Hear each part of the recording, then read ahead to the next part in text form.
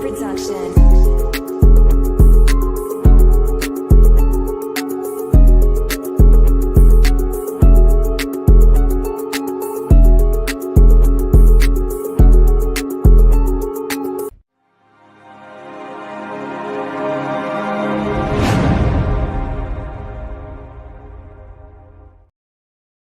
Top of the morning, man. We back with another episode of the hold on. That's my fault for not knowing how the word goes. Orange juice and a blunt for breakfast. While I beat the paper, finna hit the block. About to see some paper. Top of the morning, man. Orange juice and a blunt for breakfast, man. I got my dog Slim. I got my dog Bogey in the building. Y'all know what time it is. It's the usual suspects, man. Digital newspaper, man. What's going on with you fellas, man? Man, hold on 1 second. I think one of my little ones just woke up. I saw on the monitor. Oh, it is her.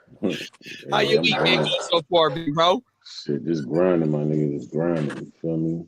100%, big bro. Get to it, man. Shit.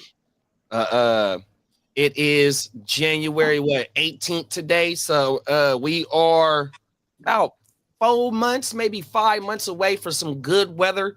And so what Slim is saying is you niggas better make sure before this good weather come up, you stay grinding. Because when the sun come out, niggas want to come outside and come play. You know what I mean? You got to have your best on. The car got to be shined up. Your shoes on your feet got to be nice and white. And you know what I mean? 100% nice cut. You know what I mean? I ain't been to the barbershop, but when the weather get good, man, you got to come out inside and play. And so when the wintertime is here, this is when you go stack your chips so you can go outside and go play, man. That's what my brother trying to tell y'all. 100%. Wintertime, definitely grind time, man. It's grind time, man. Them is facts, bruh. Shit, man. Anything viral or anything that you seen this week to give the people maybe a little inside information on what we might be doing next on the fans' perspective, big bro? Yeah, Drake, man, just continuously going outside. You know what I mean? Just continuously going outside, man. Like when he pulled the lawsuit back to turn around and file another lawsuit saying that they was promoting not like us. Then he put Casa Not in the joint because Casa Not was reacting to Kendrick joint. Like, man, you mad corny, man. Bro, you put YouTubers in your lawsuit, bro. What kind of fucking shit is that, dog? Dude, corny. Like now he ain't got Jay Prince to do all them fake bully tactics, and now he want to do he going to the courts now. Like, you know what I mean? Like you just beyond corny. But the label, they put out a statement and they basically say everything we saying, just in you know in layman terms, man. They say everything that we saying. 100%. Frivolous lawsuit behind a song that was in a rap battle that you engaged in. You know what I'm saying? Like. And also the label did the same thing for you in some of your rap battles as well. Yeah. They pushed. So you're saying that Drake is saying Kendrick started it? Right. He started it. Oh, everything. Facts, bro. Oh, my mama. Hey, do you guys, let me ask y'all a question real quick. Do you guys subscribe to this theory where like someone became famous when they were young and they just were never able to actually grow and develop mentally because they had the success and now everyone's yes men around them? Because I feel like Drake is like that. Like Drake's been successful since his like mid to early 20s, and I feel like his mindset is still like a child because I felt like I was still, even though I had children when I was 25, I still felt like my mindset was still thinking young. You know what I mean? Do you guys think that, there's other stars, other examples? You know what? Jackson. There's some as us being on the outside looking in and seeing this dude, his grind for the last 15 years, there's several instances that support your theory on the way that the boy moves. He calls himself the boy. The boy. The moves that he makes dealing with some of these brides is not like grown man like type shit. The move that he just did with LeBron, not grown man like type shit. You paint your fingernails, not grown man shit. You got pink barrettes, even though you come on now, bro. It's certain shit that this dude been doing for the last 3 years that, you know what I mean? And I've jumped out the window and said it on many of podcasts that this guy is one of my favorite new school rappers. But for the last 3 years, 2.5 years, you've been doing weird shit, bro. So I think there is several instances that support your theory, big bro. 100%. Yeah. How you work? I mean, how your week been so far, though, Bo? I mean, it's cool. You know what I mean? Just coming back to reality this week. Went down to SoCal. I took my son to Disneyland for his birthday. You know, I went and fought some of the fires. You know, I'm a hell of a guy. I'm just saying. You know, no one asked me. Oh, my mama. Went out there with the hose. You know what I mean? Come on now. That sounded wrong. I went out there with the hose. Anyways, I'm back. Like I never left. Oh, my mama. And y'all see it at the bottom of the screen. You see the Gen Wealth where you can find Bogard on his digital streaming platform and the motherfucking Instagram and YouTube. You see it with Slim right here, man. Y'all see where y'all can find him. Make sure y'all go add them YouTube channels.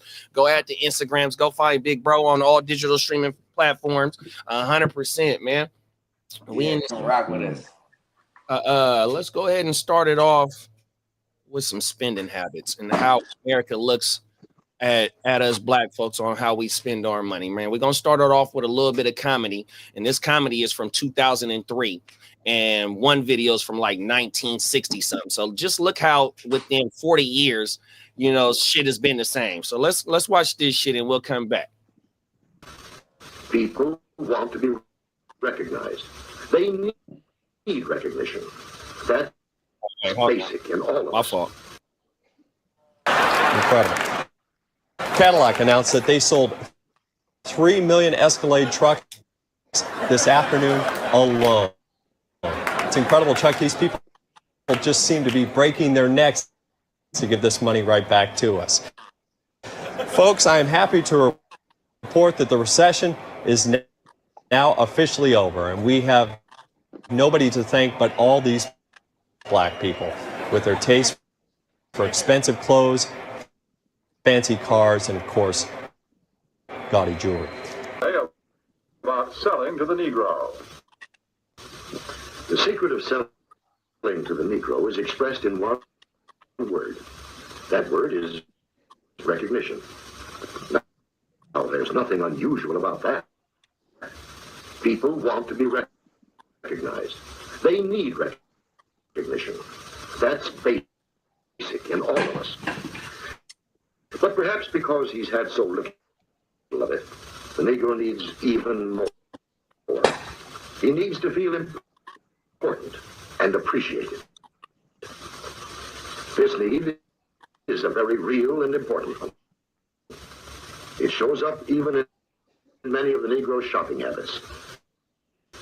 Anyone who sells or wants to sell to the Negro customer should know about some of these habits. 3 habits in particular play a big part in every sales transaction. To begin with, most Negroes buy by brand. They ask for products by name. They're quick to turn down off brands. Do you wonder why? Well, listen to what this customer is thinking. That last hat I bought just didn't hold up at all. You see, for a long time, the Negro has been sold a lot of shoddy, second-class merchandise. So now he asks for name brands in order to make sure he gets his money. Incredible. Cadillac announced that they sold 3 million Escalade trucks this afternoon alone. It's incredible, Chuck. These people just seem to be breaking their necks to give this money right back to us. Folks, I am happy to report that the recession is now officially over, and we have nobody to thank but all. Okay. So there it is there. We got Dave Chappelle, a comedy skit, and I fucked up the video because I was supposed to put another clip, and I put the same clip. But the clip that missed is just that, you know, we got motherfuckers pulling up, just doing frivolous stuff. And that was a reparations video from 2003, just a comedy skit talking about how we spent all our money, giving it, you know, here it is. They gave us the money that we deserve and we give it back. So we had the pandemic not too long ago, 5 years ago, where they was giving out nothing but stimulus checks, right? And you know what? The richest company that was in during the pandemic was Louis Vuitton. 100%. So you got a comedy skit from 2003. Then you got another skit or a little documentary video, however you want to call it, from 1960 something, talking about the same shit. And here it is now. We in the same predicament as being consumers in this motherfucking in this era, which we shouldn't be consumers. And I'm part of it because as a young dude, I was spending my money frivolously, 100%, super frivolously. But when I got in my early 30s is when I started to realize shit need to kick in 100%. Early to mid 30s, 100%. You know what I mean? Started really thinking about getting because I've always had an optional retirement on my job, but not really thinking about, building this up, maybe investing in shit like that. But I didn't learn that, like I said, until my early to mid 30s. You know what I mean? So give me y'all thoughts on some of this shit we just seen. Well, I'm gonna tell you, this is not just an urban thing, for lack of a better term, or a black thing, for lack of a better term. I think this is also like, it's miseducation, bro. Like they don't educate us on financial. They don't give us financial literacy, bro. They don't teach us that shit. So, you know what I mean? That and then obviously the allure of fancy shit. You know what I mean? Like, listen, growing up, if you had, I'm Filipino, so they would have them parties where you have all the knockoff shit, bro. Don't roll up to school wearing a knockoff polo, because then somebody will tag check you. Yeah. You know what I mean? Let me see that, man. That look dope, man. What is that? That don't even look right. I ain't never seen that. Let me see your tag. Oh, come on, man. That's that bootleg shit. But even generic shit. Like, we would feel like, here's what's funny is like generic shit, you would think that's ghetto. Like, this is for the people that live in these areas. They buy the generic versions of things, right? But at the same time, you go in the hood, you're going to see all the nice cars. You're going to see people's fridges is stocked, because we're trying to not live like the geographical standard that they're putting on us. Just because we're over here on this side don't mean we're not trying to live upper echelon. But it's when you get to trying to live that way, and now and you can't afford it. Now you're doing ignorant shit, like E40 raised this, right? He said, don't buy an $80,000 car before you buy a house. You know what I mean? Like, these are just simple things that make sense to me as a youngster, but I was guilty of it too. I walk around with $10,000 in my mouth on my grills and shit. And what did those grills do? Fuck my actual teeth up. You know what I mean? Like, yeah.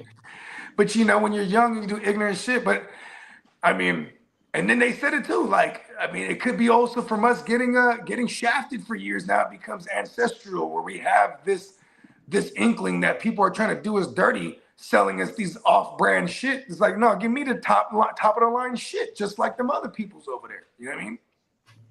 No, them facts, bro. 100%. Yeah, I mean, I feel like, man, white folks had 400 years. 400 years is a long time. You know what I'm saying? Slavery put them 400 years ahead. You know what I'm saying? That's longer than this country been around. You know what I mean? They had all that time they was the first, they had their hands on everything first. You know what I'm saying? So they had their hands on information first and everything. So they had enough time to mess up money before they actually got it right and knew how to invest it right. You know what I'm saying? So, you can't put an experienced professional boxer in a ring with somebody who's inexperienced and then wonder why he lost the fight. You know what I'm saying? It's gonna take us time to learn and enable these things, because back then when we tried to do certain things, it got knocked down. You know what I'm saying? Like the stuff in Oklahoma, the Black Wall Street and many other things that we tried to do. Black Wall Street? Was that in Ohio? Oklahoma, I think. Oklahoma. Okay, my bad. I was not in the ballpark, but yeah, but it's another city too. It was another city like that somewhere too. Yeah, but even with the patents, when we came up with ideas, it was a black man that created the patent, the patent pending. You know what I'm saying? Yeah, and I feel like the white man was like, all right, but we'll do that. But it's going to take 7 years for a patent. They was stealing our shit. That's the thing. And they made it to where it takes 7 years for a patent to go through. So within that 7 years, people can reverse engineer shit as much as they want. You know what I mean? so at the end of the day, you know what I mean?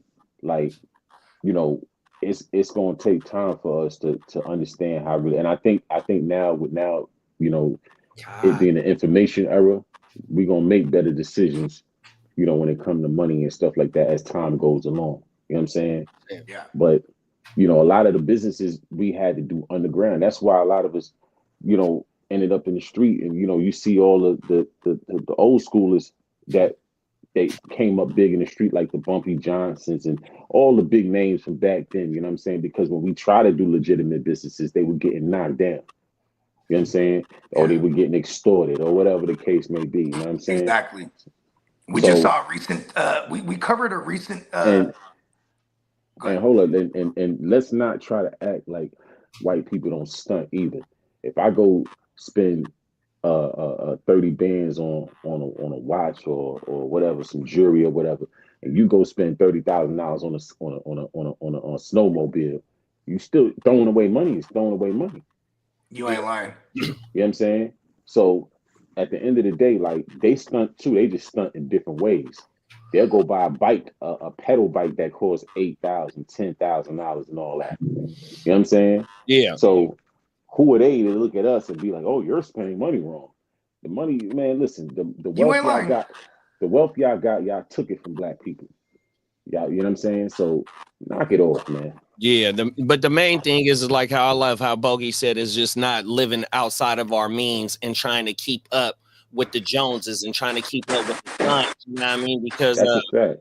you know what I mean? Because you do have the right to spend the money that you want to, the way that you want to spend your shit. You know what I mean? Especially if the bills is paid and it's food on the table, you know what I mean? And you ain't got shit to worry about. It's gas in your tank and you back and forth to work. Hell yeah. Because you know, if whether you getting it that way or you getting it from a 9 to 5 or you know some type of legit shit, you know what I mean, you definitely want to be able to enjoy the fruits of your labor the way wherever you want to. But also on top of that is also the way that you getting your money to be able to enjoy the fruits of your labor. You also got to make your money work for us. I mean, work for yourself. You know what I mean? Because the end goal is to be able to kick back at some point in time to where the fruits of your labor, all them hours that you put in, it gets somewhere. You don't want to be working for the rest of your life. And so by also, you know what I mean, putting in this time that we putting in, however we getting this dough to pay our bills, to put food on the table and spend it the way we want to spend it. But we also got to be able to put it into a place that's going to make this shit work for us 100%. That way we not working for the rest of our lives. Because we don't want to be 65, 70, you know what I mean, still getting up, having to put 8 hours a day in, and where we can't see our grandkids every day, and you know what I mean, shit like that. Yeah, but you know what I realized too, just getting older, man, just looking at stats and just looking at life, man. You know, the majority of people in this country are working people. So the majority of people in this country are gonna work for the rest of their life until they damn near 60, 70 years old. You know what I'm saying? Yeah. You know, you My turn own around, you turn around, you buy a house, you pay on it for all these years, but the house ain't no investment. You know what I'm saying? That's just a place to lay your head. It ain't no real investment unless you buy it to sell it. Yeah. Word. You know what I'm saying? The car ain't no investment. No, you're definitely a car. You see, and that's another thing right there. See, you know what I mean? When it's and even if it's a classic car, you're probably paying for it all up front. When you talking about transportation, you know what I mean, you don't gotta pull up in the flyest thing. You know what I mean? Go get you a Toyota or a Honda or a motherfucking Hyundai or something like that. Toyotas and Hondas costing $30,000-$40,000 fully loaded. That's going brand new. You know what I mean? But that's you know what I mean. But that $30,000 Honda or Toyota is gonna last you for 20 years. Hey, look, I'm not gonna lie to you, bro. I mean, I get that. You know what I mean? If you take care of that motherfucker, it's gonna be okay. And so that's lightweight and an investment to me, even though the car is gonna appreciate, but it's gonna get you to point A to point B for, like I said, at least 20 years. Them motherfuckers get 300,000 miles if you treat that bitch right. Yeah, I mean, shit, we had some people feel like some people feel like they don't want expanding our family, having more kids. I was like, all right, we need an SUV for real. I went and got a Highlander. We got rid of the Benz. You know what I mean? Because we was like, all right, we need to think more economical, but at the same time, something that's going to last hella long, even something that I could pass on. This is the thought process at the time, something I'll be able to pass on to my oldest, that she could drive that thing. But then, you know, we ended up buying her a new car. Cause then that's another thing too. She was like, I'm not gonna drive that. Like, you know what I mean? It comes that status shit again. How about this? This is how ignorant your boy Bogey is. You know them drones that's flying around? I want one of them. Don't let that be accessible. I'll cop one of them things. You know what I mean? Because I want to be one of the first ones that's like, hey, bro, come outside. They go outside. Where you at, bro? Look up. You know what I mean? Yeah. Nothing. I mean, why are we like that? I mean, Right? don't get it twisted. Like, this the thing. Like, some people work hard and they want to enjoy the fruits of their labor. You know what I'm saying? So they'll go and get a car note, or they'll go get a house, or whatever the case may be. You know what I'm saying? Like, the thing is, you gotta make good money to have money to invest. You know what I'm saying?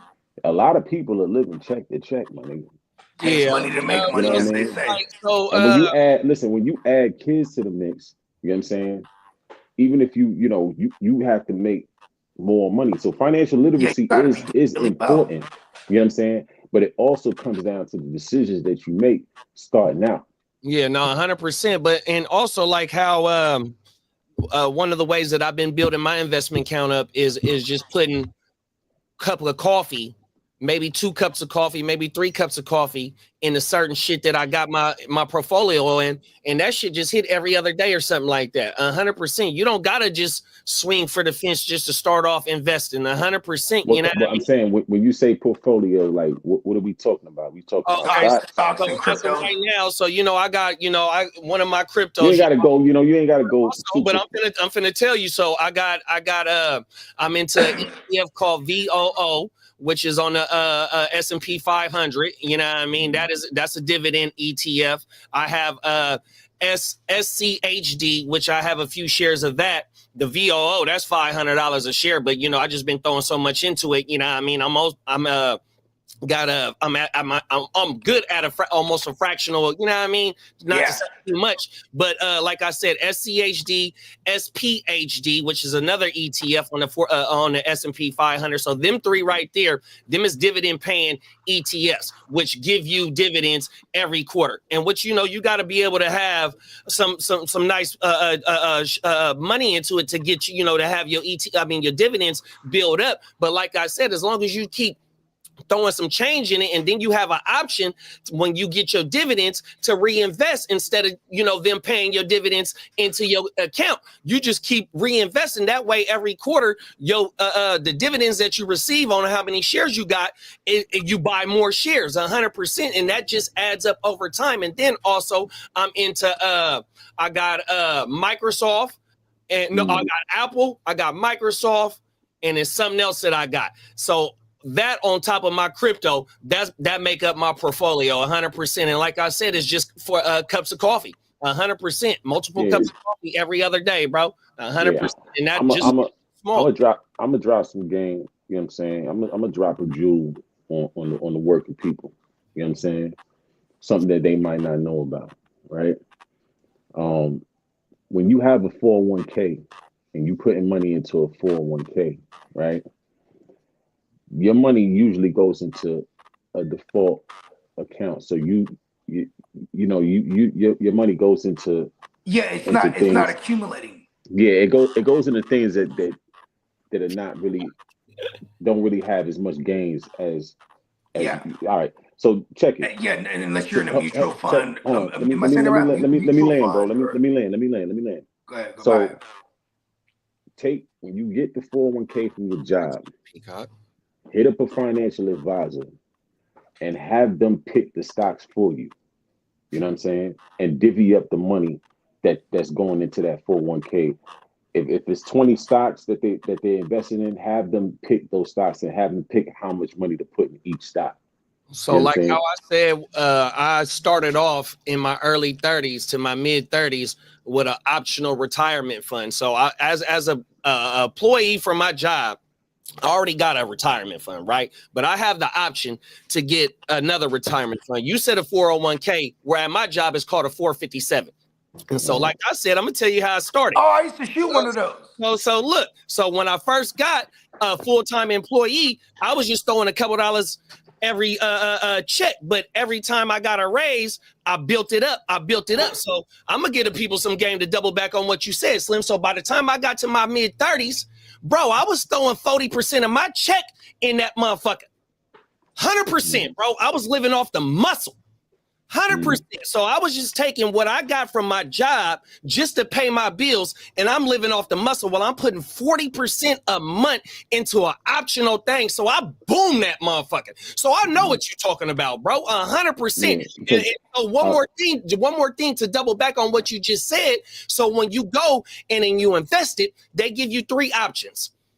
Not to put it into the stocks, a medium level of risk, or a high level. Medium For and high. 10 years, I was on a motherfucking high risk. Let that shit go because I don't plan on retiring no time soon. So you gonna lose or you gonna gain just depending on how the stock market go because I'm at a high yield investment for that account. So like I said, 40% of my check in a high yield, nigga, I boomed when the economy was good, but when the economy was bad, you check on it, it's dipped down a little bit, but when it boom, it shoot back up. So I'm gaining maybe 2,000 every quarter on my invested, maybe 3,000, maybe only 500 that quarter. It just depends. So I know it's exact. See, so Yeah, that's why it's just that a lot of people topic touched me because on top of me fucking my money off, I realized early 30s, mid 30s where I need to go, but yet it's just fucked up. It had to be in the mid 30s. You know what I mean? It's what I mean? 100%.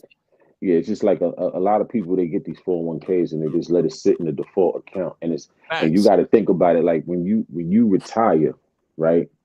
You'll have that same woo-wop instead of that. It won't be this. It'll grow, but it just won't be what you need. So when you think about it, how much do you need yearly to live comfortable from age? And that's what's the retirement age? Hold on. What's the retirement age? 65. Well, no, 65. Social Security is about 65 right now. Okay, let's say because they moved it up from 63 a couple years back, right? Yeah, so let's say 65. From 65 to 85, how much you think that you need to live comfortable yearly to be all right? Well, you got to $1 million, but not only you think of a round number, but also you got to add inflation on that every year too, because inflation can fuck up too. You know what I mean? Your money's already in stocks, so that's gonna fight against inflation. So you know, what I mean? You probably if you think about it, you know what I mean, especially if by the time you're 65, you hope to have all your major bills paid off. Hopefully you don't got no mortgage. Hopefully your car note is paid off. That way you only need maybe about 3,000 to live off every month. So 3 times 12 is what? 50,000? I don't know. Fucking hell no. 150,000? 3 times 12. That's 36,000 a year.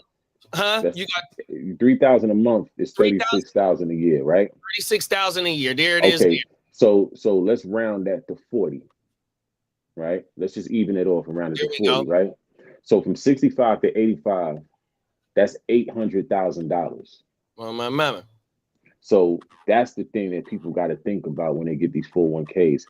You need to make sure you have at least $800,000 to $1 million to retire on, right, in your account. And so you'll get 3,000 of that you get a month will probably come 1,500 come from your motherfucking Social Security. You know what I mean? You might get 2,000. You'll damn near get, if you put in the whole 30 years, 35 years for your job, you know what I mean? You'll get probably about 1,900 a month. I really don't know how that shit go, but I heard some motherfuckers say they get it 2,000. Some motherfuckers say they done got 1,500 off the Social Security. The more you work, the more Social Security you get. The more money you make. Hold on, let me retract that. The more money you make is the more Social Security you'll get. Okay, and that's just off your work shit, right? That's not off you investing. Because you can go to the site and you can put in your salary and it'll show you how much money you'll get.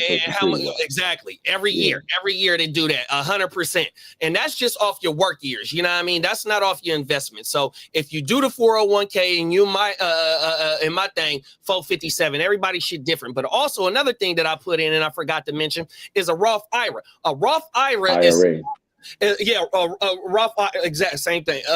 But my thing is, it's after taxes, right? So whatever you put into your Roth IRA, you gonna get out. So if you put $100 a month in that motherfucker, $1,200 a year, you do that for 20 years, boom, that's non-tax because it's tax when you put it in. So if you get 20 bands in that motherfucker, you taking 20 bands out. So you got your 401k, your 457, whatever the fuck that is. Then you got your Roth IRA on top of that.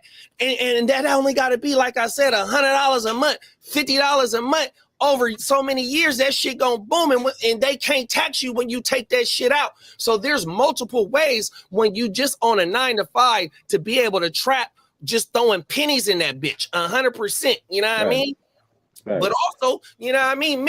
My little thing was, you know, I got behind the mower when I got off my 9 to 5 100% because, you know, if you don't work, you don't eat. If you don't grind, you don't shine. You know what I mean? We like to come outside. We like to be fly, slim 100%. You know what I mean? And so, you know, and that's the thing about the beginning of the conversation is living beyond our means. So I had to be able to go get that second job in order to sacrifice my first job, putting the chippers in to be able to, you know what I mean, make sure I try and, because my goal was that I don't want to work forever 100%. And I was making that sacrifice, but it took me so long to understand what I need to do to try and achieve that goal. But also I got to go out here and go try and get some more money in order to live the way that I want to live and do the things that I did. So I made another sacrifice by, you know, working 12 hours a day, bro.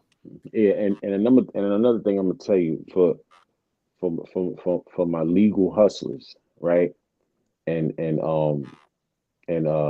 contract workers, right? You can set up a retirement account without a job. It doesn't take a job to, the only way, the reason why it's a plus with a job is because a lot of jobs match. Facts. You know what I'm saying? Facts. But you can set up that without a job and dump some of that money that you make off your hustle into that, whether it be a mutual fund, Roth IRA, what have you. You know what I'm saying? And have that grow. So, you know, you won't. And then also you can have your own health insurance plan. That's another thing. You know, they'll just be winging it. Be cheaper than your job if you get it out. Yes, yes. Because I know somebody that did that, and they pay what, $20. You know what I'm saying?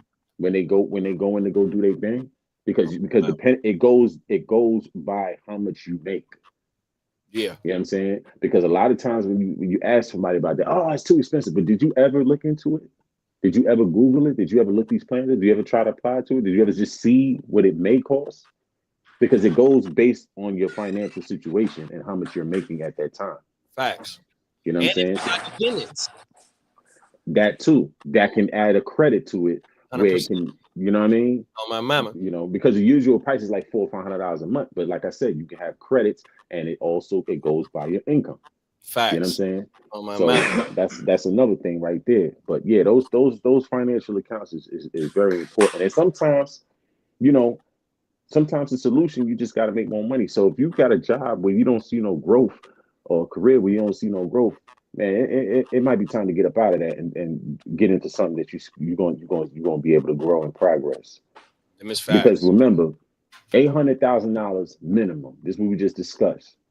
So whatever you're doing every day, it's not going to amount to that. When you look at your retirement account, get the hell out of there.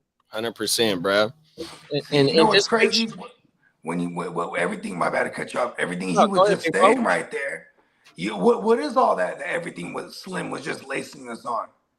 Financial literacy. Yep. He was just giving us some game right now because most people are financially illiterate. They're looking at the money they're making. They're not really looking at the money they can make. Mm-hmm. You know what I mean?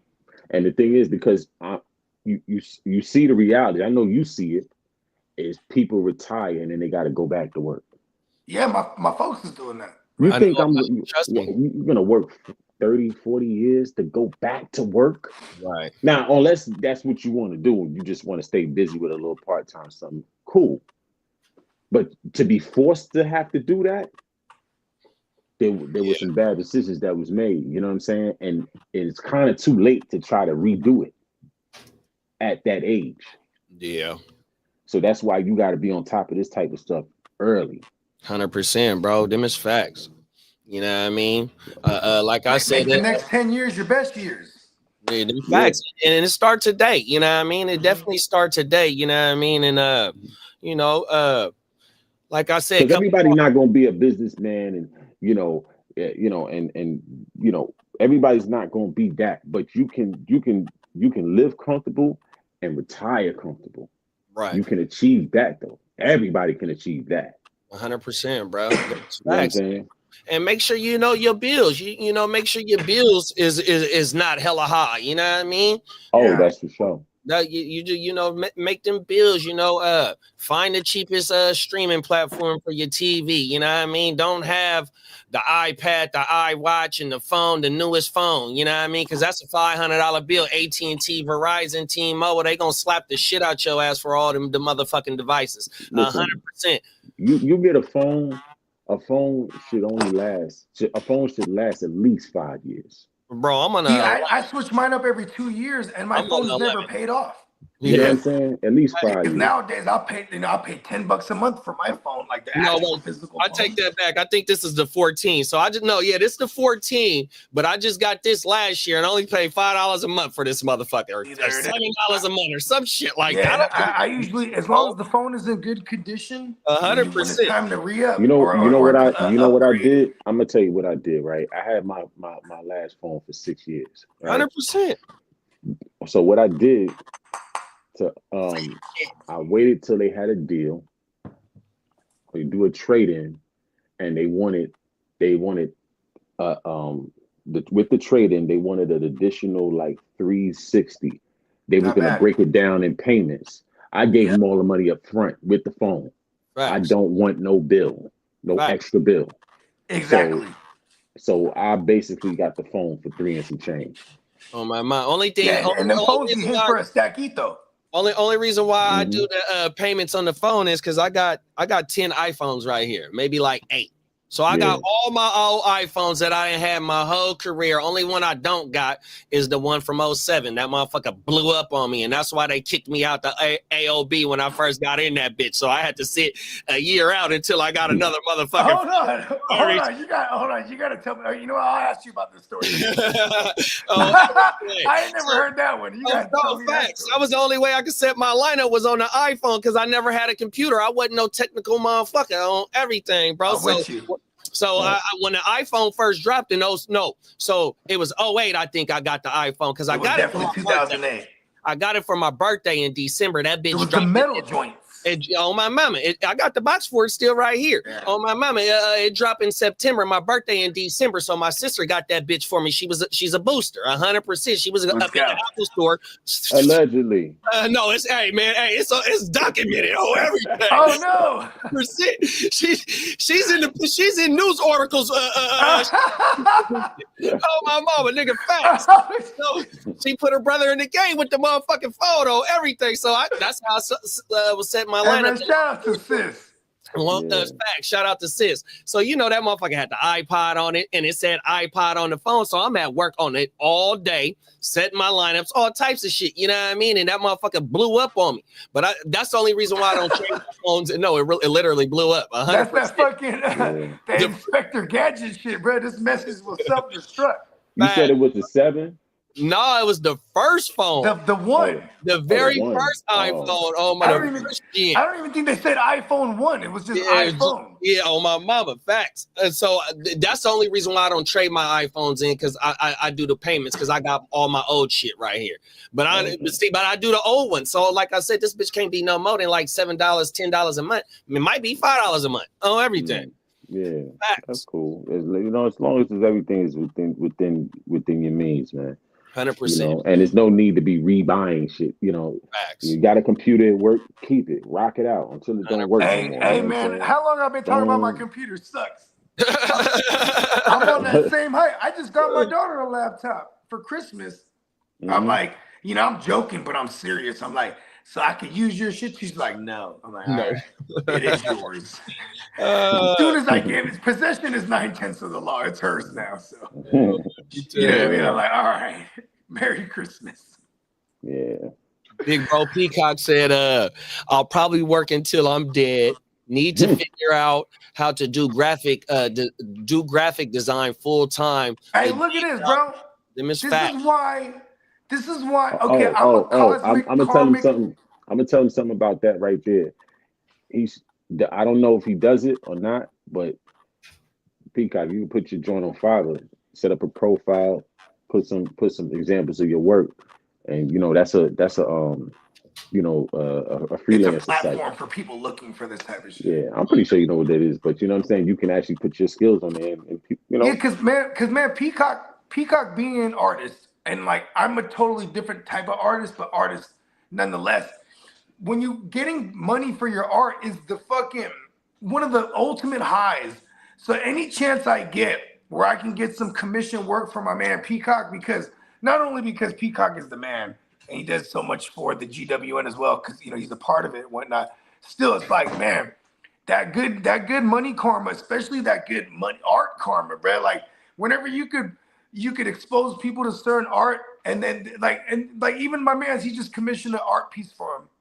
And my man's like, bro, I would have paid like so much for this. You know what I mean? But and like I told my man's like, he's gonna show this to a lot of people, and that's gonna lead to other shit. You know what I mean? And like that's what it's all about. Like let's somehow you just make gotta money off the art. market your skills, and it's use these platforms to market what you know how to do. You know what I'm saying? Like but definitely Fiverr is one of them, and I'm pretty sure there's other sites. You know what I'm saying? Besides Fiverr, that you can market your skills and put your profile out there. Fiverr? Yeah, Fiverr. Yep, Fiverr. Oh, okay, Fiverr. Okay. Yeah, you can set up a profile and put samples of his work out there, and set your price range or whatever, and put that on your Instagram or your bio or whatever. You know what I'm saying? And hustle that joint. Put it out there.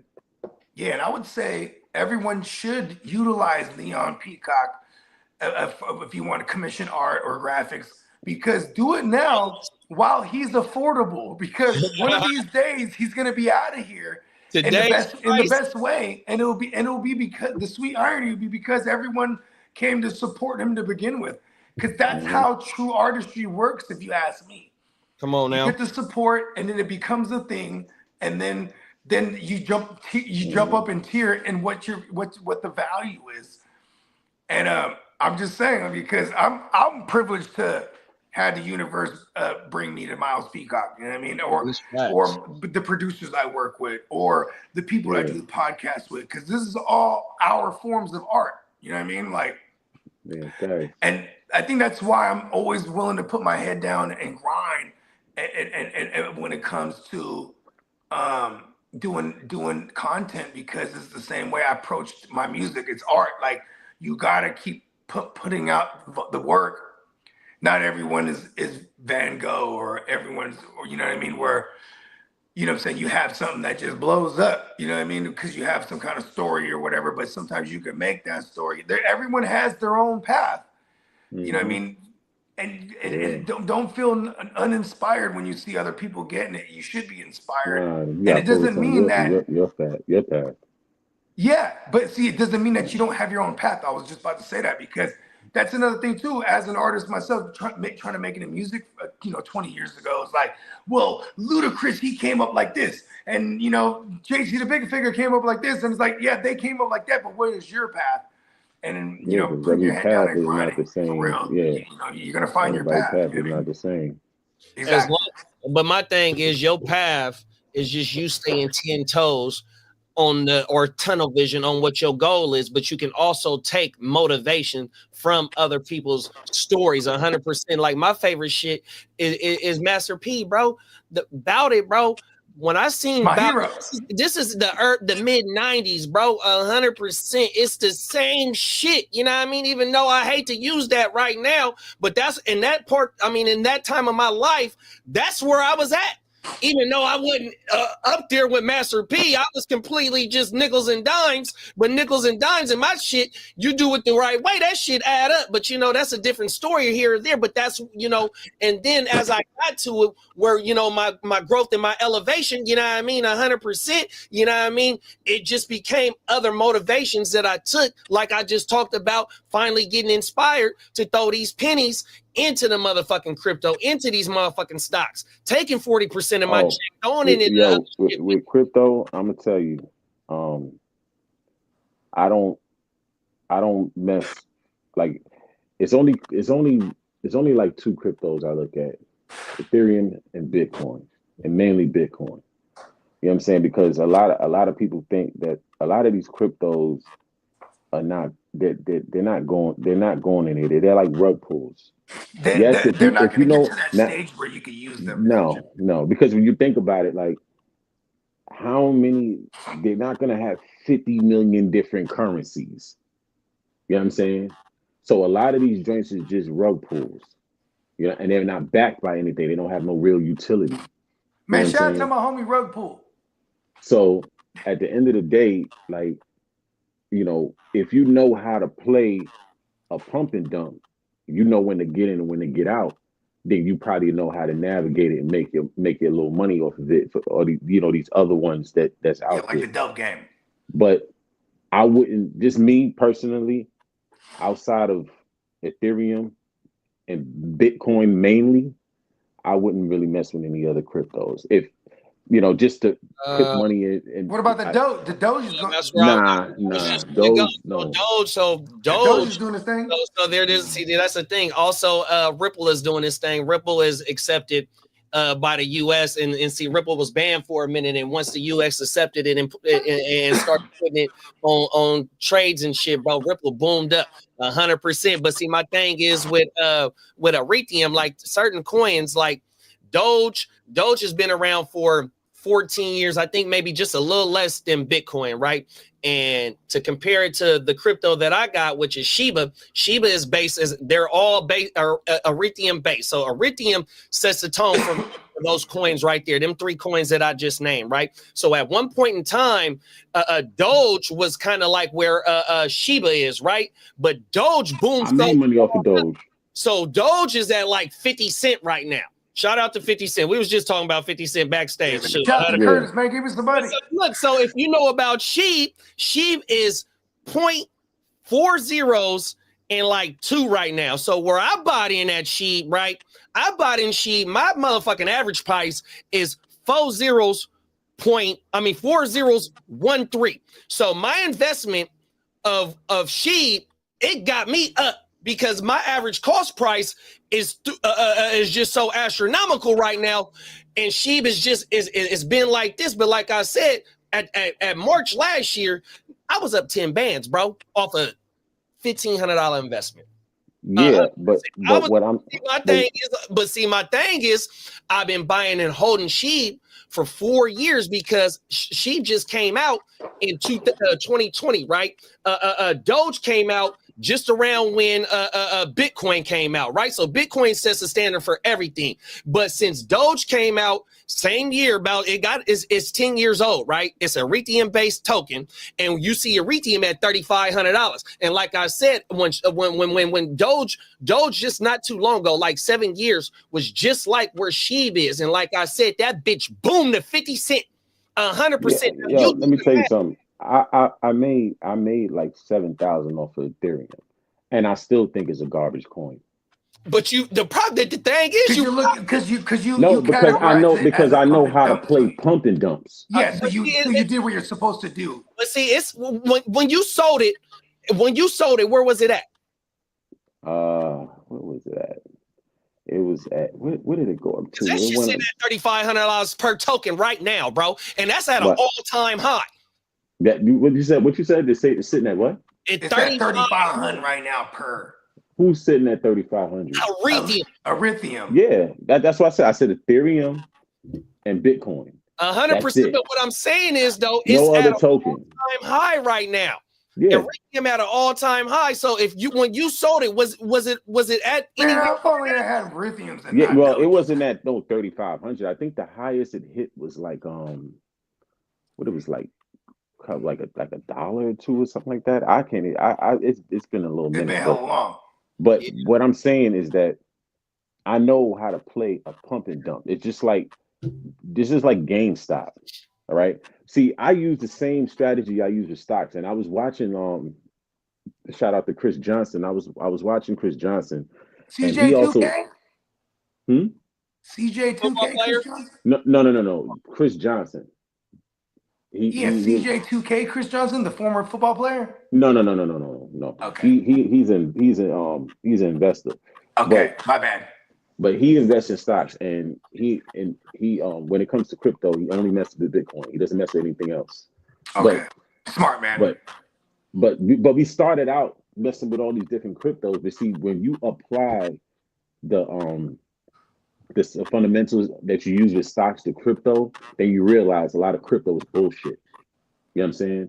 Because in stocks, you have to pay attention to the company. That's why when you invest in a stock, they have to send you quarterly reports of how the company is doing, because you have to have knowledge on how the company is doing to know when to pull out. You know what I'm saying? Or when to invest. The best time to invest in the best time to pull out. Though.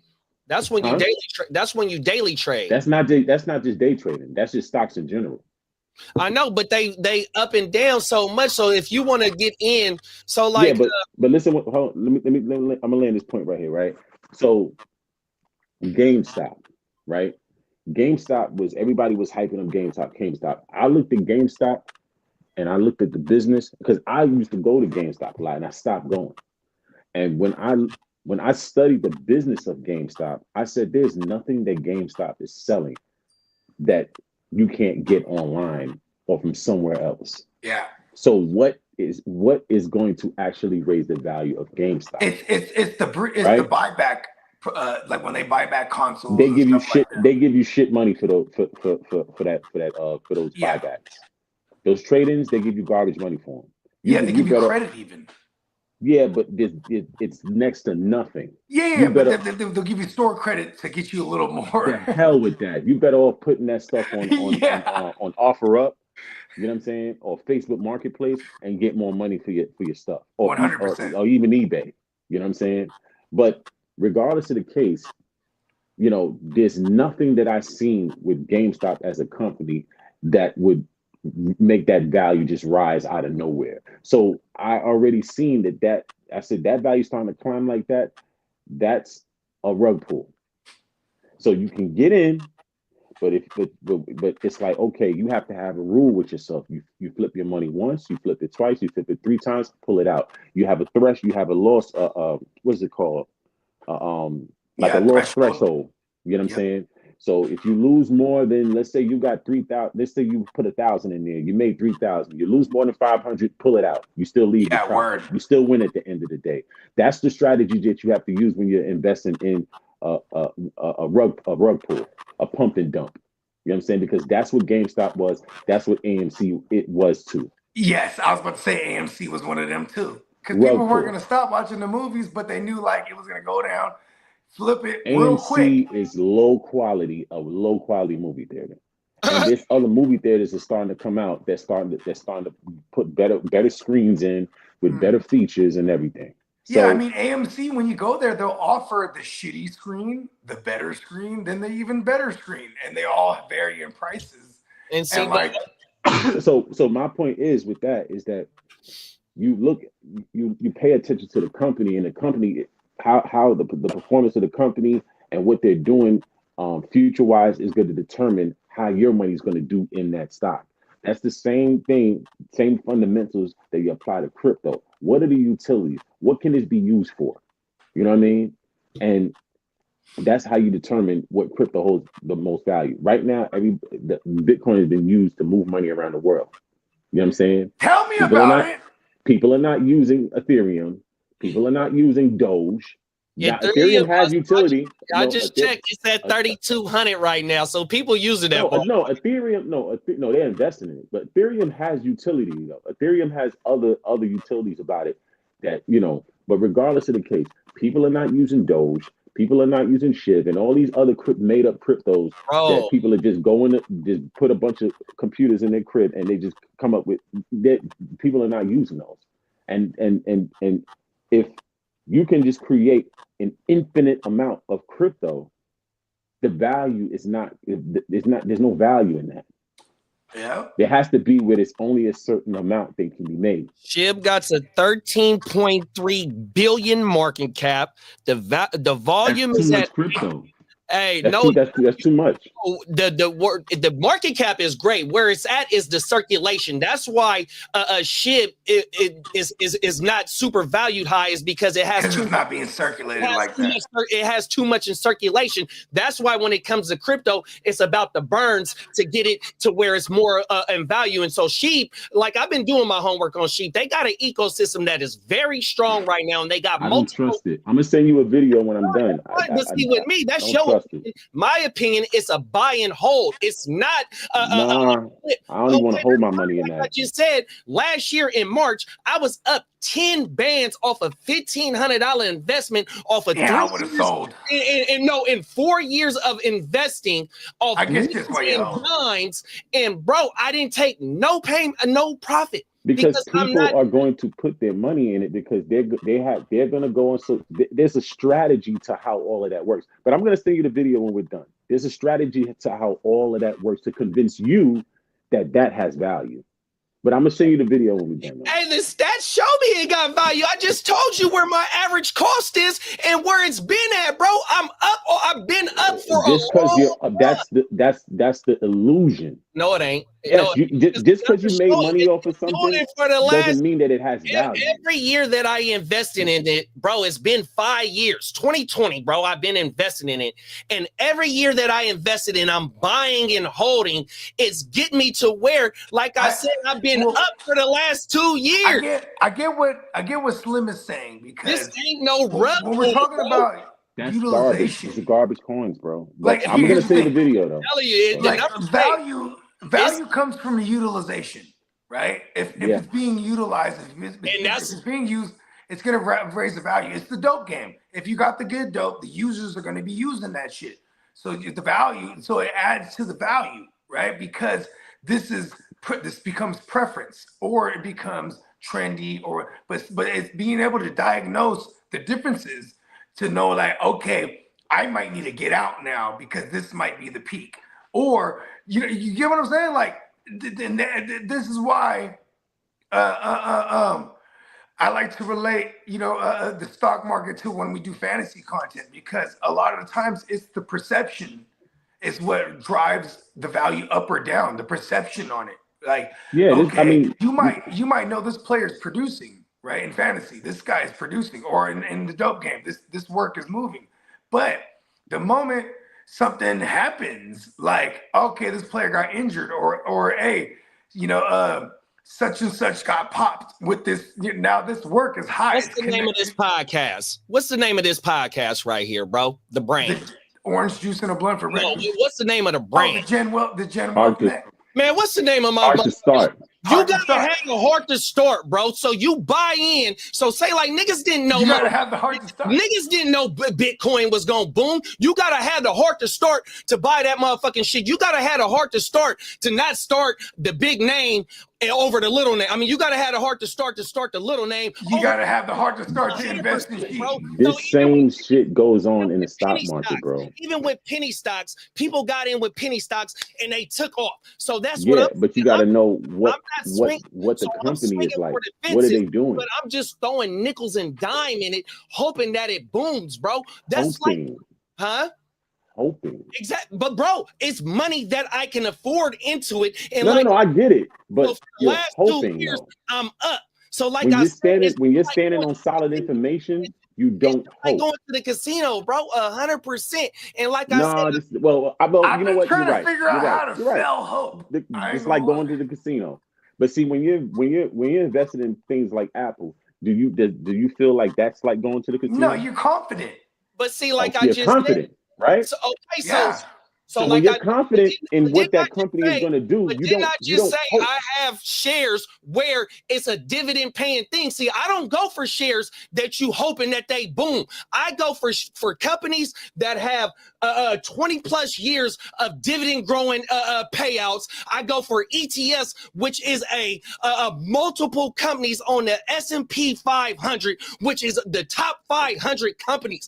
I don't. Yeah, the S&P 500. I don't go into the stock market and the crypto swinging for the fences. I'm playing the long-term game where, like I said, With Shiba for the last 2 years, I'm up. and So Doge.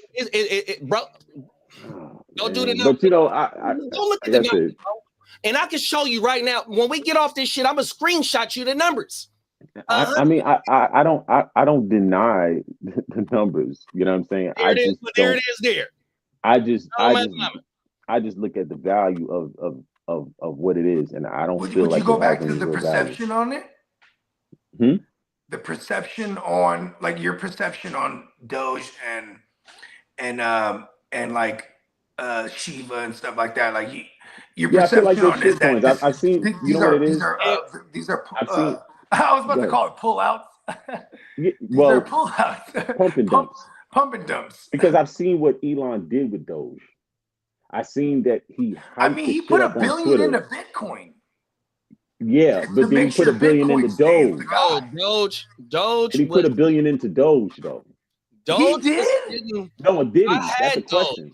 I Oh, sold no, Doge no. before As it much boomed. as he promoted it, did he put that He into put $1 Doge? billion into Bitcoin to Look, save the Bitcoin, world. not Doge. Look, bro. Not I You Doge. see what had, I'm saying? I'm gonna But tell he you like promoted Doge more than Bitcoin. I had almost Should we buy Doge then? I'm gonna tell you like this, bro. I had almost 10,000 coins of Doge sitting at 0.30 and something else, right? Point and 3 zeros. That's beyond negative pennies, right? That bitch is sitting at like 50 cents or something like that, bro. Do the math. If you had $1 million right now, you can only invest in one crypto. Which crypto would that be? I'm not putting it in no crypto because I'm not No. swinging. That's not the answer. That's not the answer. That's not if you had $1 million, That's not a and you smart can only invest in one crypto, which crypto would you put it into? That's not a smart move. Which crypto would you put it into? Not a smart forget move, the diversified funds. Forget all of that. It's not a smart move, dog. If you had $1 million, what crypto would you put it into? I'm in it for the long run, big dog. I'm not. Come on, man. You're beating around the bush, bro. I'm not beating around the bush because, like I said, the way that I invest, this is the only way I know to go, bro. A lot of people invest like that. I invest like that. Answer the question, because I can answer that question. Well, go ahead and answer it. What you gonna do? Bitcoin only. That's right. Simple and plain. I ain't mad. I don't even have to think about it. 100%. Bitcoin only. I ain't mad at that. I will not pick one of those coins over Bitcoin. 100%. No. On every day, I ain't mad at you like that, but that's not a smart move. I'm not gonna take $1 million. When you look at companies like BlackRock, who? when you look at companies like BlackRock, when you look at Chase, when you look at all the big dogs, where do they put the majority of their money into? Bitcoin. That's what they got, a Bitcoin ETF. Yes. I know. To go along with the Exactly. actual. But you talking about BlackRock and all types of motherfuckers that control the world, bro. I'm not putting. I don't give a bro. I'm not putting $1 million. I'm not putting 100,000 if I got 100,000 in no motherfucking crypto. 100%. I can't do that type of. But that's not a smart move. At the end of the day, they chose Bitcoin. Okay, that's fine. Over every other crypto that's out there. 100%. That's the one that they have the most faith in. That's the one that has the most potential. But for the average motherfucker that's trying to get into this shit and that got a hot $500, a hot $1,000, you know what I mean? Where Bitcoin's sitting at, it's bro, this shit is at a and dollar cost averaging. So I just said $500 and dollar cost average. I just said that about my motherfucking fucking Shiba shit, and I've been up for the last 2 years. I ain't doing no dollar cost averaging with Shiba, bro. Like I said, hey, no. we gonna agree to disagree, bro. 100%, and I can show you the numbers. 100%. The numbers don't really matter to me. It's the value of the actual. It's the value of the actual crypto. I feel it. Oh, everything. I ain't mad at you. Let's get caught up. Peacock said, I need to diversify my funds. I got stuff in my IRA and then a couple more thou wow in 2 other savings, not making any money for me. 100%. We got to find a way to try and make that shit grow somehow, bro, on everything. Yeah, I mean, you got a lot of different investment vehicles that first of all, don't have your money in an account that's not making any money. There is too many investment vehicles, whether it be a high yield savings, you know what I'm saying, or mutual funds, you know what I'm saying, IRAs, Roth IRAs, there's plenty of different vehicles, annuities, you know what I'm saying? There's plenty of different vehicles that you can put your money in that can grow. Just do your research before you invest, but don't ever have your money sitting in an account where there's no growth, because inflation is going to start eating at that money. You know what I mean? Come on now, game. Yeah. Now, Nick Walker said crypto is pure trash. Listen, hey, that's your opinion, right? But I will say this. If you have an investment portfolio, crypto should only be, I would say, 20 to 25% the most. The other 75% of your portfolio should be in stocks and stocks, options. You can divvy it up how you want to divvy it up. But the things that have been proven over time, crypto should only be maybe 20 to 25% of your portfolio. So if you got $1 million, you throw, let's say, the hell with it, throw 100,000 in crypto, throw the other 900 in stocks between S&P 500, Apple, the strong companies, you know what I'm saying, Tesla, things of that nature. So that's what I would say to that. 100%. I gotta find out what company makes those manned drones that's flying around in Jersey. I need one. Bro, those things are stunning, bro. Fuck, bro. I'll be doing donuts in the sky. Yeah, What? that shit ain't cool, bro. Did you see the motherfucker trying to shoot that motherfucker down? Yeah, that shit was crazy. That shit You know is. what I'm saying, bro? Hey, look, I'm smooth. If they try to shoot at me in the sky, I'm out of here. I'm just saying. I'll be like, hey, Guccini, I'm pulling up to Oak Park. Hey, listen, come outside. Like, where you at? Well, listen, look up. Look up, bro. You know what I'm saying? Video. And then in my version, I got one of them little tractor beams, just pulls them up into the woo-wop. Come on now. It's a motherfucking UFO, bro. They telling them beam me up, Scotty. I need one of them things, bro. Oh, fuck. Peacock you said, don't even need to put rims on it. Oh, my mama. Peacock said, this next flight going to be loaded with just KC and Houston fans by looking at people waiting at the gate. It's finna be on the flight. I'm just bro. Oh, hey, listen, babe. There's 2 wars going on. It's the Texans versus the Chiefs, and then everyone versus the weather. Come on now. Oh, I'm over here struggling with the garage open right now, just shivering and shit. And if he's about to go to what is it going to be over there? 11 degrees. Remember they had the frozen beer in the stadium last year in the playoffs. They showed the frozen beer. Dude had his beer froze up on him in the stands. Oh my mama.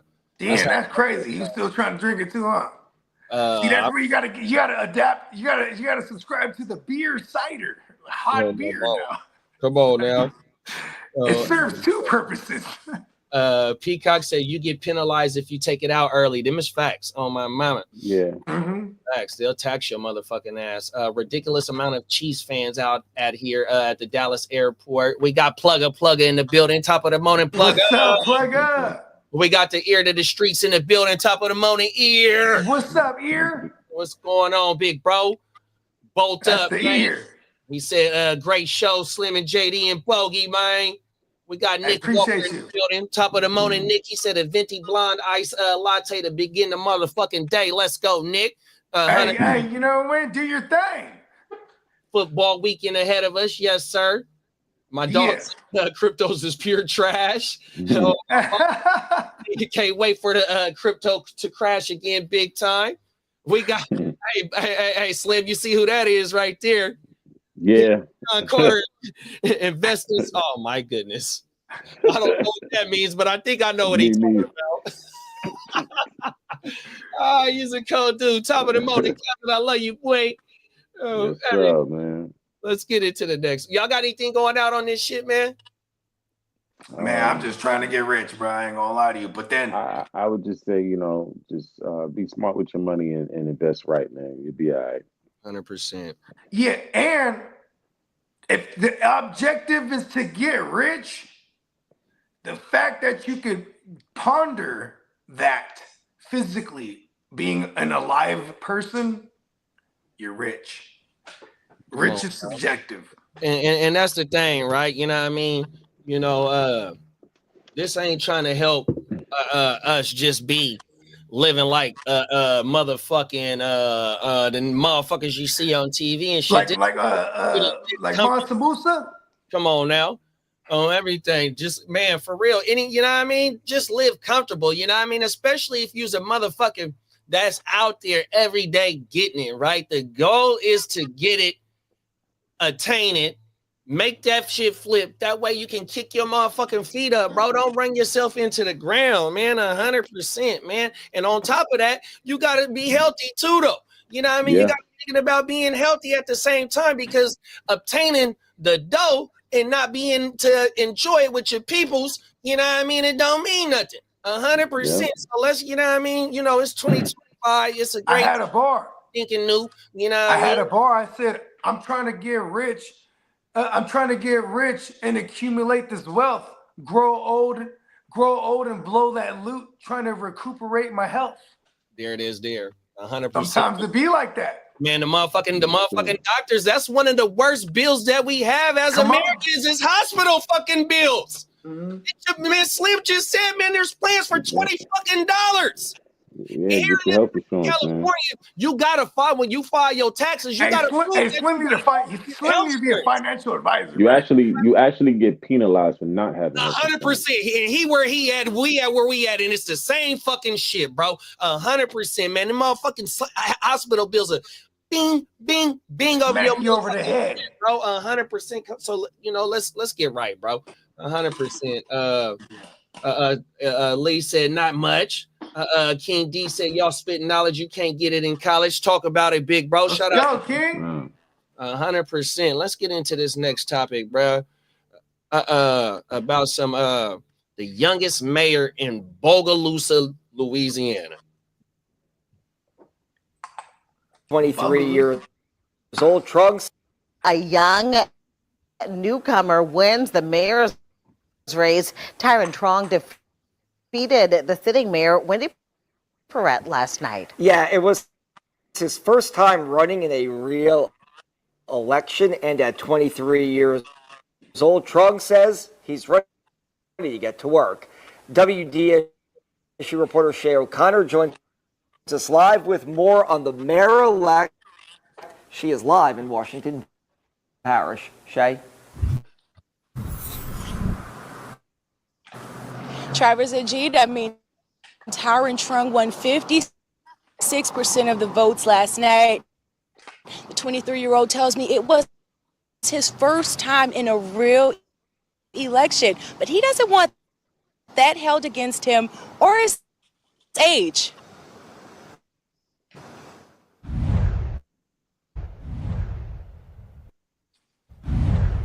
He seemed to have the qualifications to run for mayor, and glad he won. A historic night in the city of Bogalusa. Voters chose 23-year-old Tyron Trong as its youngest mayor, beating out incumbent mayor Wendy Perrette of 8 years and another challenger, Teddy Drummond. I ran against a sitting mayor and a sitting council member at large. So that just lets us know that people are ready for somebody who's going to more accurately represent them. Mayor-elect Trong says he just wants to get right to work on the issues on the top of residents' minds, like reducing crime through community policing, investing in the youth, and bringing more business to the area. We have a huge poverty rate, high poverty rate, and we want to address that through opportunities. And Trong says his age shouldn't play a factor in the work he'll do in the community. He graduated last year from Washington University in St. Louis, where he dabbled in a bit of politics and even won student body president. And the people of the town say they trust he'll make some changes. A younger man with better ideas and pulling people together. Basically, what we're seeing is the introduction of Generation Z into the political realm, into the political leadership. Political analyst Ed Shervanak says it'll be a tough feat for the newcomer. He's fresh out of college. He's taking on huge responsibilities. Doubting him. That's what they're My doing. suggestion to him is surround yourself with a good team that you can trust, who will give you good advice. Great, hey, And Trong says all he needs is the chance to make the community where he's from a better one. And I'm young, but I can get it done. Young people have fresh ideas. We have the energy to get it done. We just need a chance, and I look forward to taking this chance and positively representing my generation. That's Mayor bonded out of jail tonight after his arrest this morning in connection to a drug ring. Andres Fuentes has details on this case. Tuesday evening at the Washington Parish Council meeting, District Attorney Colin Sims updated the community on major arrests. There was a large drug trafficking organization yet again operating in this area. It came just hours after one of the arrestees, Bogalusa Mayor Tyron Trong, was released after paying his $150,000 bail.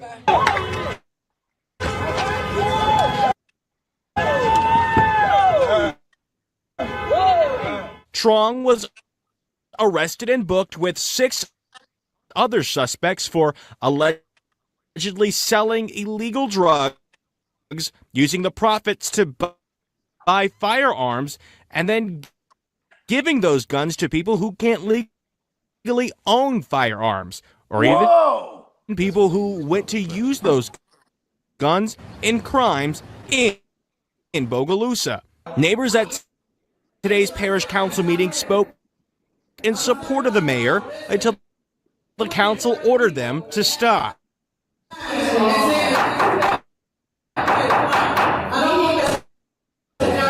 My job as DA is to prosecute based on evidence alone.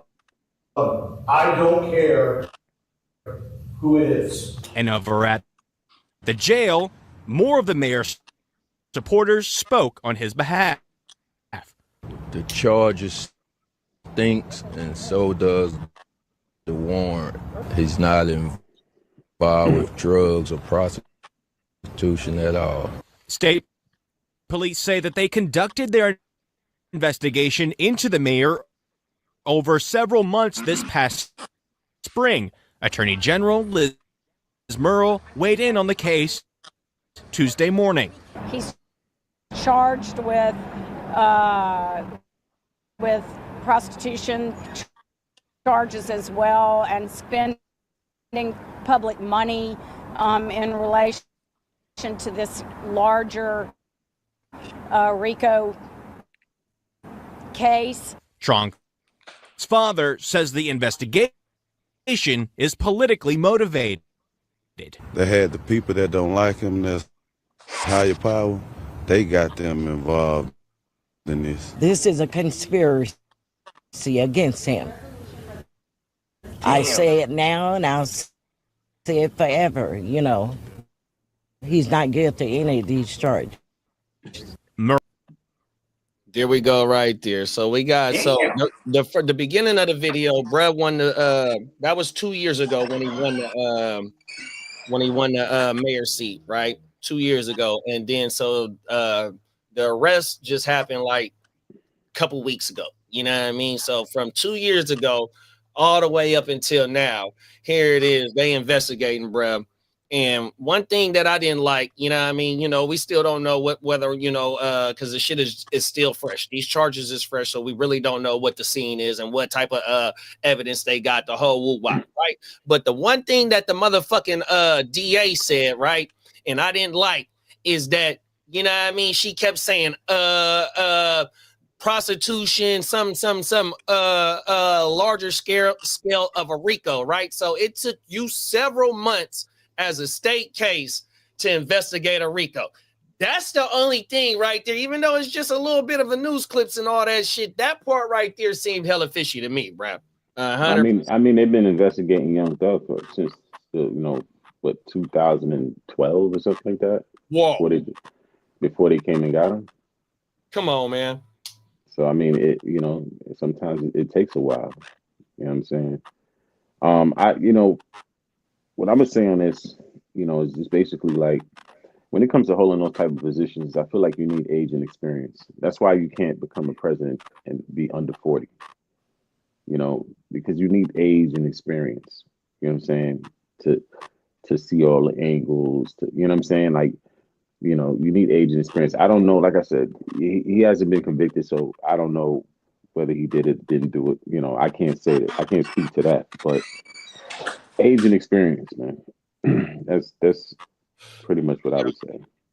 Yeah, that shit, I ain't mad at that because the white boy that threw the backhand compliment he did was saying he hoped that he has the right team around him, and that does play a part into you know, in this political field. You definitely got to have the right motherfuckers just in case if you don't have the experience, because you're gonna be guilty for everything they do. Yeah, that's true too. You know what I mean? But that's why, you know what I mean, motherfuckers that sit at the top of the table, you know what I mean, you have to make the ultimate decision, but you also have to weigh in the opinions of the people that you hire around you. That's why you have them around you, is to bring forth their opinions and their ideas, and you take what you can from them, you know what I mean, and present that on top of what you present 100%, just like a motherfucking, we tie it back to sports. Not every head coach is an offensive guy or a defensive guy, you know what I mean? This motherfucker, he's the CEO. He makes the final decision. Yeah. In politics, it's probably like, is he crooked or is he not?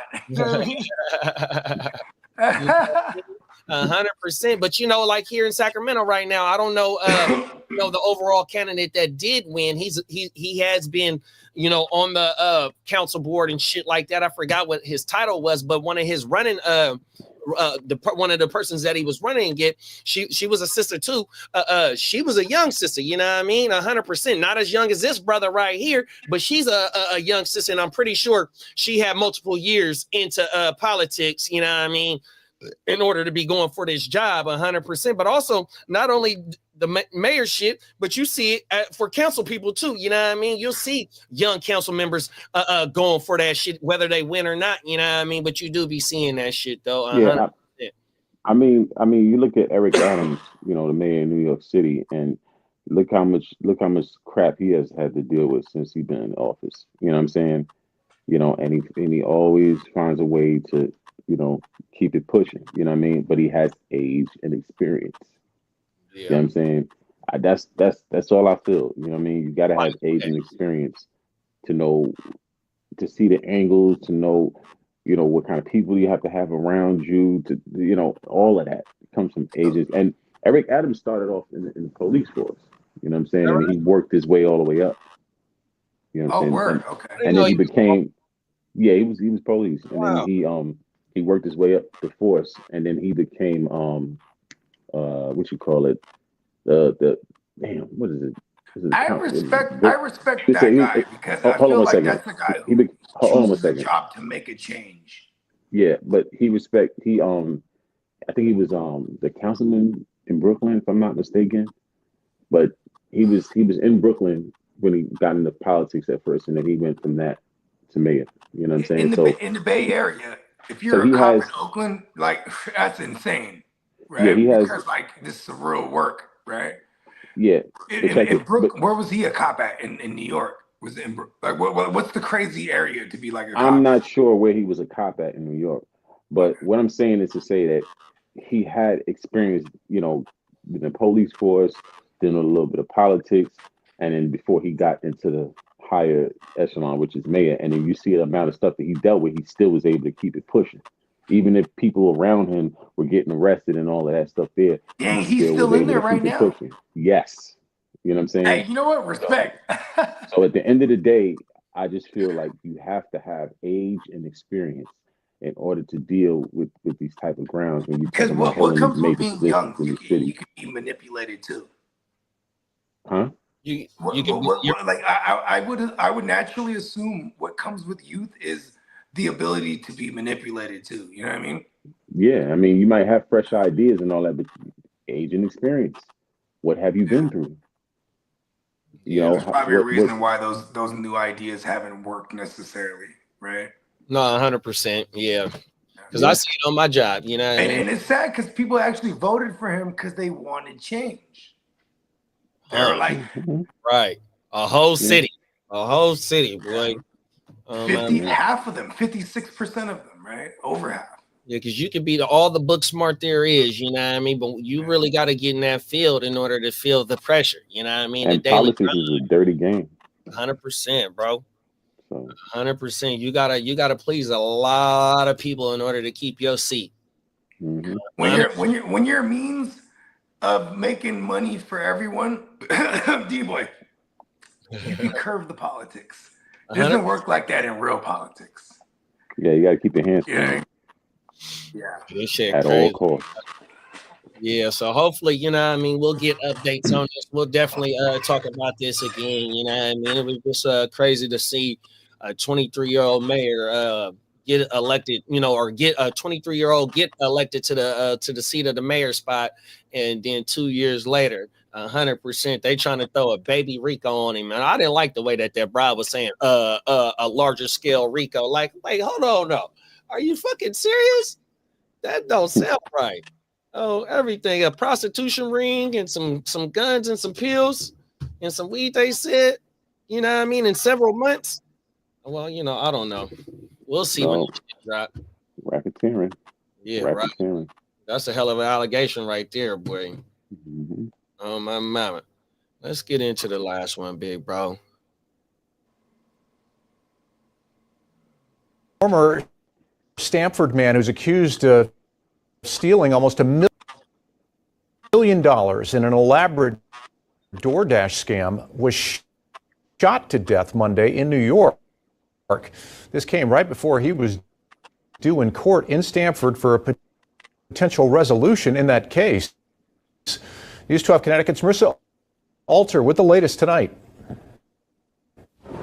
David Smith was supposed to appear in Stanford Superior Court Wednesday morning to accept or reject a plea offer in his case. Instead, the state's attorney's office learned Smith was killed 2 days ago. New Rochelle police found David Smith shot several times in the chest Monday morning at the Heritage Homes complex. Police said a personal dispute led to the 22-year-old's death. They've since arrested 4 men in connection. Community members did help with this, with calls to the police of the shots and descriptions of people running away. Smith was living in Mount Vernon. He moved there after Stanford police arrested him in June 2023 in what one investigator called the most massive scheme he's seen.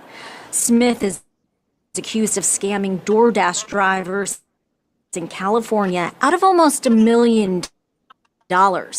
Investigators recovered a large chunk of it, $733,000 in cash, when they seized 5 safes from his apartment. Police explained how the scam worked. They said Smith would use one of his many phones to place a fake DoorDash order in California.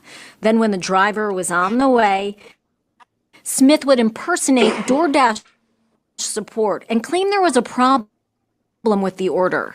He would get them to click a link or go to a website, and then that essentially would turn over their credentials, their username and password to him. Once he was in control of that, Shit, that's he brilliant. would change the billing information and steal any funds that they had for deliveries they had done, basically steal their paycheck. More than 700 drivers were scammed over the course of 2.5 years.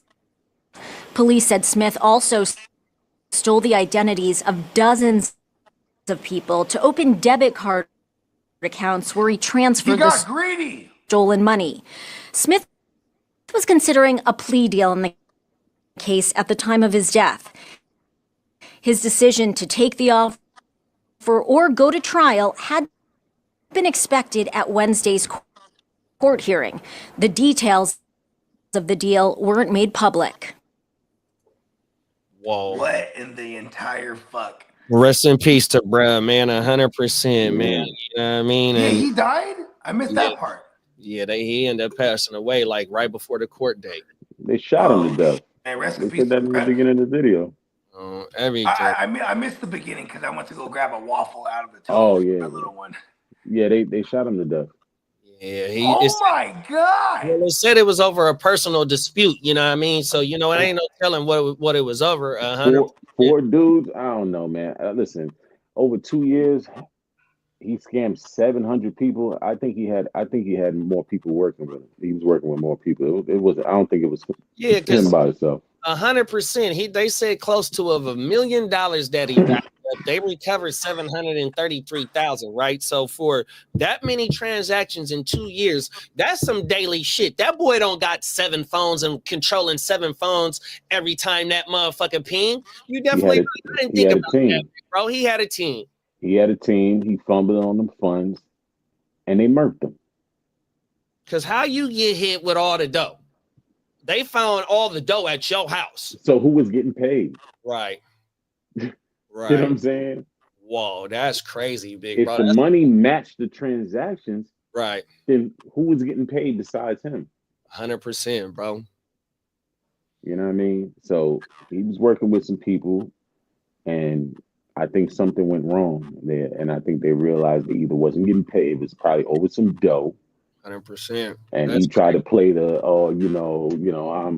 and they got him up out of here. Wow. Because I'm gonna tell you this one thing about scammers is that you have a lot of them that they think they can just scam anybody and anything. You know what I mean? And we know some of the famous ones. You know what I'm saying? I ain't even gonna get them lit, but at the end of the day, they think they could just scam anybody and anything, and you play with the wrong person, and they're gonna show you something different. Them is facts, bro. Because that's somebody, whether you getting it out the mud or however you get your dough, it's your dough, bro. And when you feel like somebody done took something from you, especially that dough, whether you up, or it's just something that you just, saved by getting overtime or some shit like that. You know what I mean? That shit in your stomach, like this punk motherfucker really done did this. 100%, man. Hey, man, come on now, bro. That's where they go wrong at. Motherfuckers and who's to know what the plea deal included? Right, 100%. Did it include him giving up people? You know what I'm saying? Because sometimes them plea deals come with you gotta give up info. And that crime expanded from Connecticut. I don't know if is it a state case? Well, see, that's the thing. I want to say it's a fib because It went from it's cross country. Yeah, he was scamming people in California. Yeah, and he's doing, and it's a corporation too. Yeah, it's a corporation that he's scamming when it comes to DoorDash. 100%. Yeah, so that's most likely a Fed case. So if they're gonna offer, if the Fed is gonna offer a plea deal, you got to tell something. He's gonna end up working for them, being like, I could help you prevent other motherfuckers like me, like the Because catch me if you can guy. it's like okay, they're looking at it like, oh, so you did all of this by yourself? All of this You by ain't yourself. lying. 360,000 people each year. You know what I'm saying? Because you said 700 people, right? That's what the It was 700,000 that they recovered. But they said he scammed over 700 drivers. Oh, I forgot exactly. Yeah. In the news clip. Okay, I forgot. Over the span So of he 2 might have got it years. for a bandito each on recovered, because they said it was over $1 million, right? Yeah. Here's where he fucks up. When he starts getting people's information, and he was just fine getting their information, getting their tab as DoorDash workers, and just taking their money that they make. The moment he started taking their information and opening up debit cards, greedy. And that's how he got got. That's the only way you can get the funds. Yeah, but he starts taking their information and opening up debit cards and shit. Yeah. That's the and way. Credit cards and doing other extra. Yeah, but then now you can bust. Now you can bust. You know, you probably busting checks and all the other kinds of shit. So, It's the green-eyed monster is usually what gets these guys. Because Bravo, and I always say this, and I'm not saying this as a joke because they're got now. So don't try to follow in their footsteps, y'all. But I'm just saying, bravo to him, because when you come up with an innovative, brilliant scheme like this, it's always the extra greed where you start going, well, I have these people's information. Now I can start opening up credit lines and doing extra shit. No. Yeah, and I don't think he was street smart too, because for them to go right to his spot and recover all that money, come on, man. Yeah, that's true. Yeah, all these safes where he's living. He's probably a highly advanced nerd. Could have put, it's you got to keep separated from that money, man. All you nerds out there, find me on Instagram, GenWealthNet _. Yeah, that's crazy. Let me advise you. Don't do it. You know what else too, though, bro? How many people, because you can only hit for maybe like $15. Maybe one DoorDash before you know that you didn't get paid for it. So it wasn't like he was just scamming only a few people, like how you said it was 700. You know what I mean? That shit is crazy, bro. So how many times did them people find out, or how many times did they didn't get paid before they realized? You know what I mean? Yeah. How many times did they hit DoorDash, man? Where my money at? Where my money at, DoorDash? DoorDash, like, bro, we paid you your right. And then DoorDash starts auditing shit. Yeah. Like, hey, no, we did pay you. And then it comes to now the IRS gets involved too. Mm-hmm. Like, because where's this money being paid to? Where's it, right? Yep. And then then from you the start IRS to go straight to the feds. Wrong trees. Straight to the feds on everything. Yep. Facts. And I don't think, you need some street smarts to go with that too, because if you got other cats that you're dealing with, you know what I mean, you got to make sure cats get paid. I'm not saying that this is a theory, you know what I'm saying, but for four dudes to run up on you and fill you up with lead, you don't look like the street type. I could be wrong. I mean, look at the white boy rapper from Baltimore. He might have been with the shit, but like because of who he was in that environment, and he was doing extracurricular, he was a target. He was a target, bro. That motherfucker, remember at one of them scenes what they find, like 7 Ps, 5 Ps, and 10 bands or some shit like that. Why is that guy even doing it personally? Right, bro, you the dude. Because he wants to get the cred. Here it is there.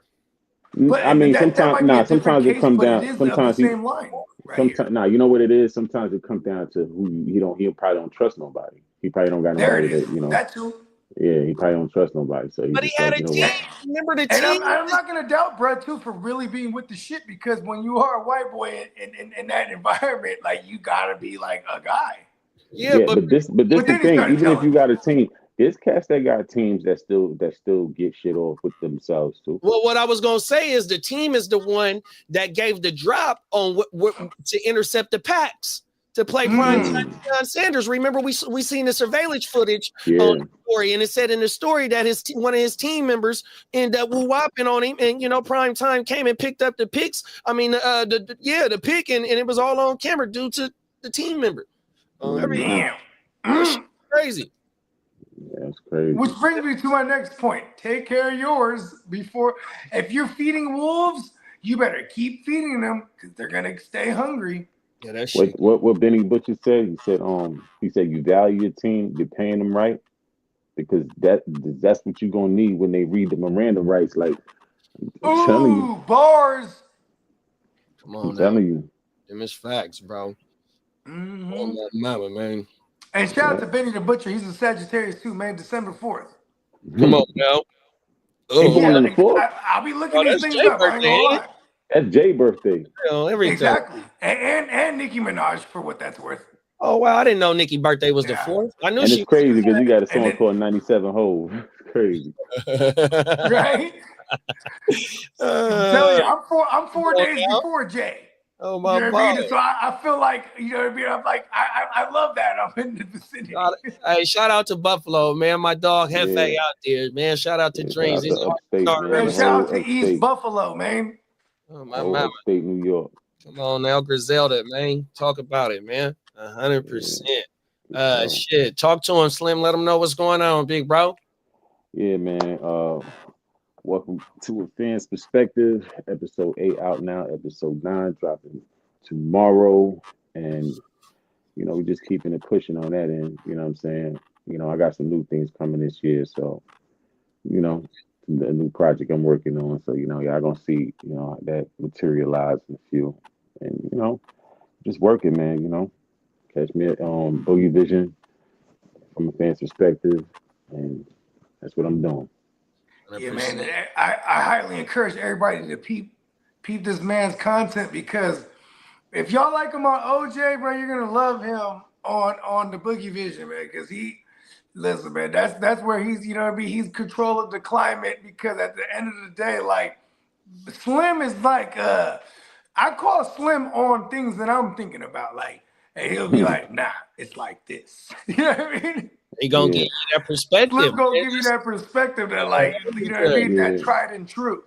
And it's music. Music is my sports. You know what I'm saying? I'm not really into sports like that, but music is my sports. So yeah, bro. I'm into the music, and Well, nigga, no boxing though. 100%. Yeah. 100%. I keep up with that though. You know what I'm saying? 100%. But and would you say boxing's more of an art or a sport? no, it's an art, knowing how to do it, but it's a sport just in a general sense. But I'm covering music, tech, and a little bit of cars too. You know what I'm saying? So yeah. We cooking, bro. 100%. Let them know, Bo. Hey, man, my name is Bogard Scott Free. You can find me on all streaming platforms, wherever you consume your music, Apple, Tidal, Spotify, things of that nature, YouTube. And you can find us on the Gen Wealth Net, multi-streaming from all different beautiful platforms. We bring you the good fantasy isms, the good life isms. We're actually going to be live today for JD. You rocking? You know it. Yeah, see, we're going to be live today, right? For the playoff games. It is the divisional matchup. We got some good matchups today. We got the Texans vs the number one team in the AFC, the Chiefs, and the number one team in the NFC, the Detroit Lions, aka the Cardiac Cats, vs the Commandos. We got the battle of the Dans, the Dan Quinn versus the Dan Campbell. There's gonna be biting kneecaps off. We're covering everything live. Check us out on wherever you consume us, bruh. Pause. Come on now. There it is there, man. Everybody that stopped through, everybody that's still in this motherfucker, everybody that's gonna watch this later, man. We hope y'all have a blessed weekend, man. Tell somebody that you love them, man. We hope we made you laugh. We hope we made you think about something and just pull back up. Same time next week, 100%, man. Boogie Vision TV, 100%, man. Motherfucking Bogey, 100%. Gen Wealth, man, 100%. Heart to Start podcast. And Boogie Vision on Instagram. There it is, there. 100%. There it is, right there. Look, hold on, I got that shit right here, man. Hold on, man. There it is, there, man.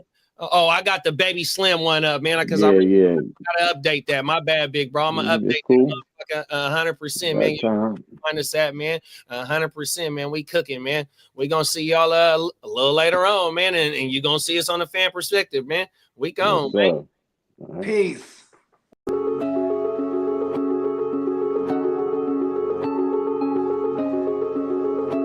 You have now access to Complicated Production.